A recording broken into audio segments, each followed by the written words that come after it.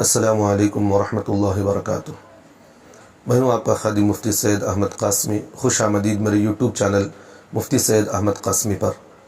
کسی صاحب نے سوال کیا ہے کہ مفتی صاحب، شمشان گھاٹ پر مسلمان کا ملازمت کرنا کیسا ہے؟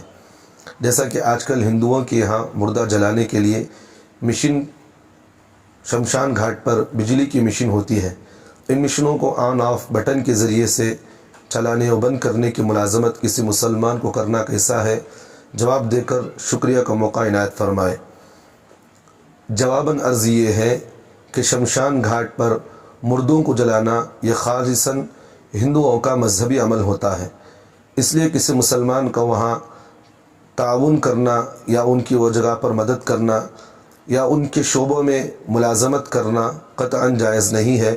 جیسا کہ مستفتی نے خود سوال کیا ہے کہ وہاں مردوں کو مشین میں ڈالا جاتا ہے اور وہاں اس کی ذمہ داری بٹن آن کرنا اور آف کرنے کی ذمہ داری ہے، یا نہیں تو شمشان گھاٹ میں مردے رکھے ہوئے ہوتے ہیں، ان کی دیکھ بھالی کرنا یا ان کو جلانے کی جگہ تک پہنچانا، اس طرح کی بہت ساری چیزیں ہوتی ہیں۔